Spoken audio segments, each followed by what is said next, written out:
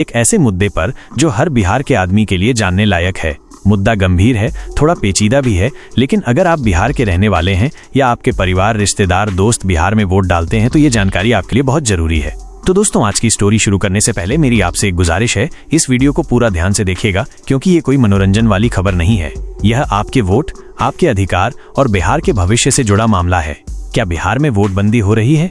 जी हाँ, बिल्कुल वैसे ही जैसे साल 2016 में नोटबंदी आई थी, अब बिहार में चर्चा है वोटबंदी की। विपक्षी पार्टियां लगातार आरोप लगा रही हैं कि बिहार में वोटरों की लिस्ट से नाम काटने की तैयारी चल रही है, खास तौर पर उन लोगों का जो बिहार छोड़कर बाहर काम करने जाते हैं, जैसे दिल्ली, पंजाब, हरियाणा, गुजरात, मुंबई, सूरत, बंगलौर या कहीं और। अब आप सोचिए, बिहार का कोई आदमी अगर दिल्ली में रह रहा है, मेहनत मजदूरी कर रहा है, परिवार पाल रहा है और उसका वोट बिहार में है, तो क्या उसका वोट अब कट सकता है? वोटर लिस्ट की नई जांच क्या है पूरा मामला? बिहार में इस वक्त एक बड़ा अभियान चल रहा है जिसे कहा जा रहा है SIR यानी स्पेशल इंटेंसिव रिवीजन। सरल भाषा में कहें तो वोटर लिस्ट की गहन जांच। चुनाव आयोग का कहना है कि बहुत सारे फर्जी वोटर या डुप्लीकेट वोटर लिस्ट में हैं। कई लोगों के 2-2, 3-3 वोटर ID बने हुए हैं जो गैर कानूनी है। इसी की जांच के बहाने आयोग पूरी वोटर लिस्ट खंगाल रहा है।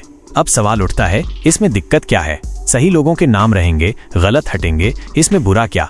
तो दोस्तों, दिक्कत यहीं से शुरू होती है। बाहर रहने वालों पर सीधा असर।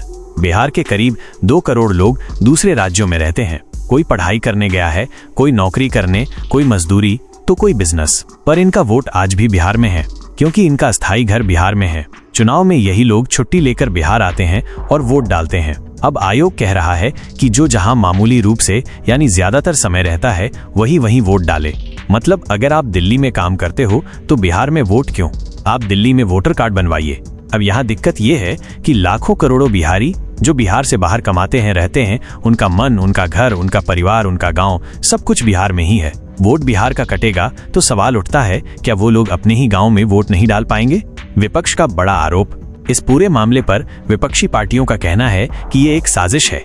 साफ साफ कहा जा रहा है कि गरीब, मजदूर, पिछड़े, दलित, अल्पसंख्यक, खासकर बिहार के बाहर रहने वाले लोग जो वोट करने बिहार आते हैं, उनको टारगेट किया जा रहा है। राजद के सांसद मनोज झा का कहना है, अगर किसी एक्सरसाइज का मकसद नाम जोड़ने की जगह नाम हटाना बन जाए तो क्या फायदा उस प्रक्रिया का? विपक्षी दलों का कहना है कि आयोग ने अचानक से यह SIR लागू किया। इतने कम समय में लाखों लोगों से नए दस्तावेज मांगना, प्रमाण पत्र, जन्म स्थान का सबूत, माता पिता का कागज, इन सब की मांग करना, ये गरीब लोगों के लिए बहुत बड़ी परेशानी है। क्या बोले मुख्य चुनाव आयुक्त? आयोग की तरफ से मुख्य चुनाव आयुक्त ज्ञानेश कुमार का बयान आया है। उनका कहना है कि जहां आप मामूली रूप से रहते हैं वहीं आप वोट डालें, न कि वहां जहां सिर्फ आपका स्थायी घर है।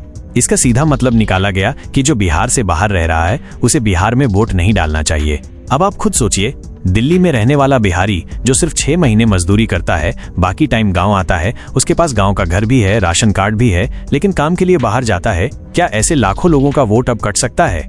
मीटिंग में मचा बवाल। 2 जुलाई को विपक्षी दलों की बैठक चुनाव आयोग में हुई, लेकिन बताया जा रहा है कि माहौल बहुत तनावपूर्ण था। 11 पार्टियों के 22 नेता गए थे, पर सबको अंदर नहीं जाने दिया गया। कुछ को वेटिंग रूम में ही बैठा दिया गया। जयराम रमेश, अभिषेक मनु सिंघवी, अखिलेश यादव जैसे बड़े नेताओं को भी बाहर इंतजार करना पड़ा। अंदर जो नेता गए उन्होंने बाहर आकर कहा, यह मीटिंग सौहार्दपूर्ण नहीं थी, हमें पूरी बात रखने का मौका नहीं मिला। चुनाव आयोग का रवैया पक्षपाती लग रहा है। आयोग के गुप्त संदेशों का खुलासा। दोस्तों, मीटिंग के बाद एक और मजेदार खुलासा हुआ। कहा गया कि मुख्य चुनाव आयुक्त ज्ञानेश कुमार उर्फ गुप्ता जी पत्रकारों को गुप्त WhatsApp मैसेज भेज रहे हैं, लेकिन वो मैसेज भी लीक हो गए। गुप्ता जी ने जो 24 घंटे का टाइमर लगाया था वो 24 सेकंड में स्क्रीनशॉट लेकर वायरल हो गया। यानी आयोग की पारदर्शिता पर भी सवाल उठ रहे हैं। बिहार के बाहर रहने वाले क्या करें? अब सबसे बड़ा सवाल, जो बिहारी मजदूर, छात्र, कामगार बाहर रह रहे हैं वो क्या करें? उनका वोट कटने से कैसे बचे? देखिए, आयोग की तरफ से दस्तावेज मांगे जा रहे हैं। आधार कार्ड, जन्म प्रमाण पत्र, माता पिता का जन्म स्थान प्रमाण पत्र, नया फोटो, साइन करके फॉर्म। अगर आपके पास ये कागज हैं तो गांव में अपने BLO से मिलिए। अगर बाहर हैं तो किसी रिश्तेदार को भेजिए या खुद छुट्टी लेकर जाइए, नहीं तो खतरा है कि आपका नाम वोटर लिस्ट से कट सकता है। इतना कम वक्त क्यों? सबसे हैरानी की बात यह है कि आयोग ने ये प्रक्रिया अचानक लागू की है।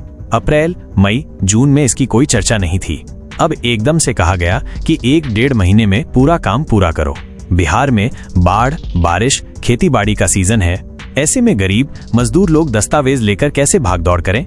जिनके पास मोबाइल नहीं, स्मार्टफोन नहीं, उन्हें कैसे पता चलेगा? क्या ये लोकतंत्र के खिलाफ है? विपक्ष का कहना है कि ये सीधे लोकतंत्र पर हमला है।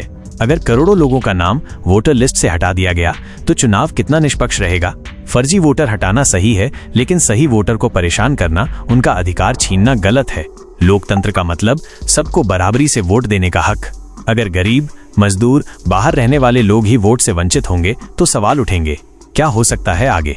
चुनाव आयोग पर बहुत दबाव है। विपक्ष ने लिखित में सवाल भेज दिए हैं। अब आयोग को या तो प्रेस कॉन्फ्रेंस करके जवाब देना होगा या फिर ये मामला और बिगड़ सकता है। लोकतंत्र की बुनियाद जनता का भरोसा है। अगर जनता को लगे कि उसका हक छीना जा रहा है तो सड़कों पर आंदोलन हो सकता है। अगर आप बिहार के बाहर रहते हैं तो फॉर्म भरिए, कागज तैयार रखिए, अपने वोट का अधिकार बचाइए। ये सिर्फ बिहार का मामला नहीं, देश के हर नागरिक का हक है। एक व्यक्ति, एक वोट। दोस्तों, अगर आपको ये वीडियो जानकारीपूर्ण लगा हो तो इसे ज्यादा से ज्यादा शेयर कीजिए। अपने गांव, अपने रिश्तेदार, दोस्तों तक ये मैसेज पहुंचाइए ताकि कोई भी अपने वोट के हक से वंचित न रहे। मैं फिर मिलूंगा एक और जरूरी मुद्दे के साथ।